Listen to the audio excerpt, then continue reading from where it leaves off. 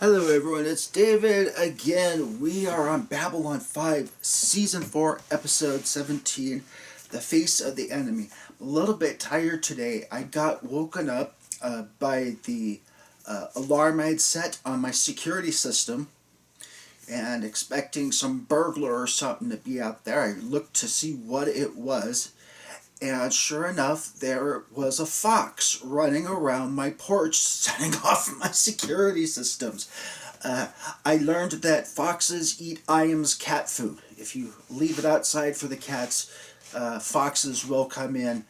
He actually took one of the bowls, dragged it halfway across the yard to a safe distance, and ate it.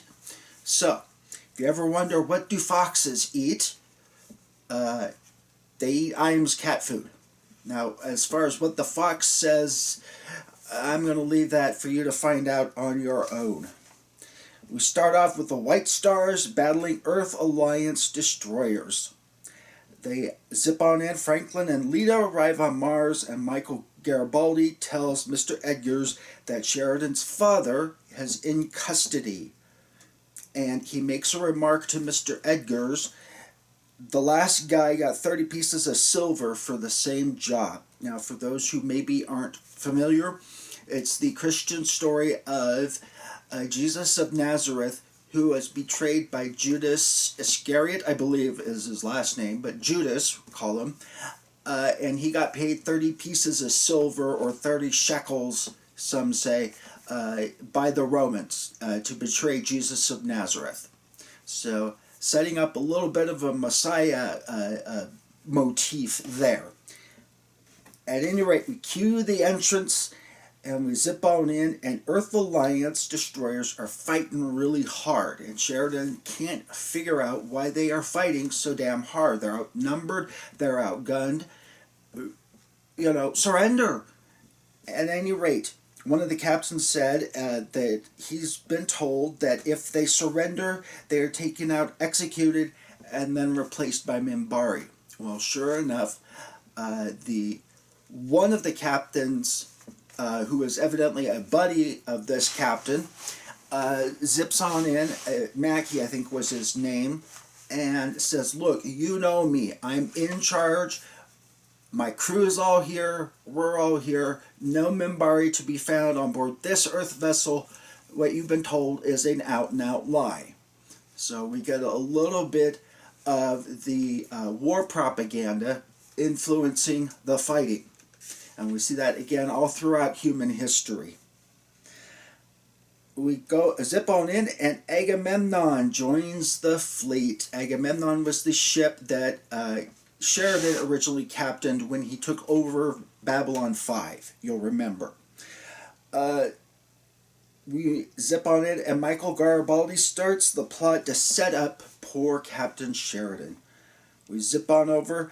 Number 1 of the Mars Rebellion is concerned Lita might be involved in the new Bloodhound units, and Lita tells Dr. Franklin a harrowing story about what happened when they found some guy murdering telepaths, how they basically took care of him by implanting horrific things in his brain, and so he basically is now in a mental institution in a straitjacket for the rest of his life because of the visions. And I've had 1 or 2 patients when I was doing my psych nursing rotation in nursing school.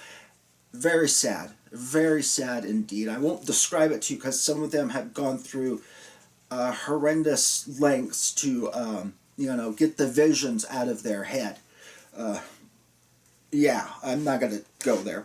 At any rate, Michael Garibaldi meets up with Sheridan and ends up sedating him with a skin tranquilizer, and Sheridan's taken into custody. Now, having been a nurse, you got to be really careful with those kind of tranquilizers, because sometimes what it does, instead of sedating people, it hypes them up.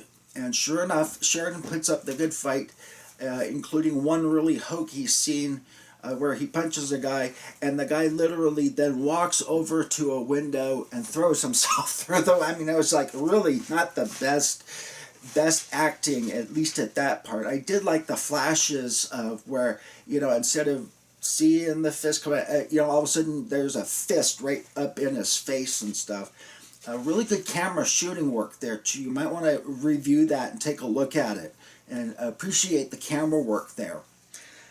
At any rate, ISN reports Sheridan's capture while he is being beaten, even though they say, oh, he's being much better treated, kind of like now, the communist Chinese with, I think Peng Shui is her name, ended up quote-unquote disappearing for a little while, and then she comes out and, oh yeah, everything's great, no, nothing to see here, people,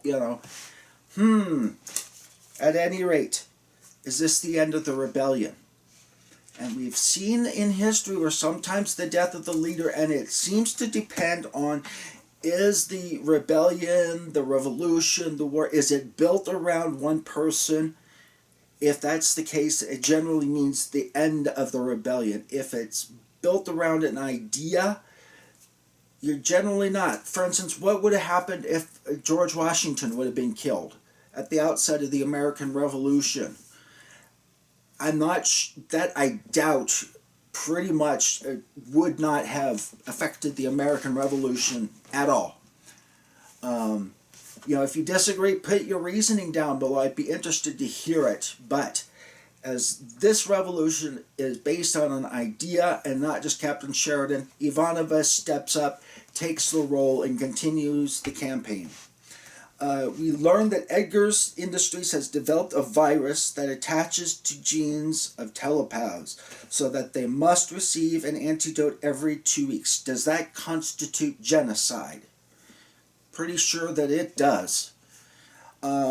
Anyway, he wants to move the virus out in a few days. Lise has overheard the plot, and Garibaldi reaches into his mouth, pulls out a tooth, clicks it, and activates some sort of tracking system. Sure enough, Garibaldi gets on the tube, and who joins him but Alfred Bester of Psy-Corps. He reveals the Psy-Corps plot about how they adjusted him when they captured him and moved him away from the shadows. Was Bester justified in his actions in setting up Garibaldi? Strangely, I would say in a lot of ways, yes, he was. But at the same time, was it worth it? We're going to learn, I guess, off camera, including some canon things, are that Bester gets his comeuppance during the telepath war, and Garibaldi figures heavily into it. At any rate, Mr. Edgars and Wade are dead, and Lise is now missing. And of course, ISN broadcasts Garibaldi's complicity for the entire solar system, universe, galaxy to hear and know. So Mr. Garibaldi is pretty much persona non grata. In fact, Ivanova has given shoot-on-sight orders if he is ever seen on Babylon 5 again. At any rate, lots of juicy stuff. Why did William Edgars, out of the 2 little flasks that he had with the virus, why would he keep it just in one location? If it's that damn important, why keep it in one location? I would have a second location, and if something ever happens to me, you get that stuff out and you put it in the air system or whatever you have to do to get it out there, if it's that important. But like I say, it's science fiction, not science fact. At any rate, like, comment, subscribe below, and share. Hope you all have a good rest of your day. See you next episode.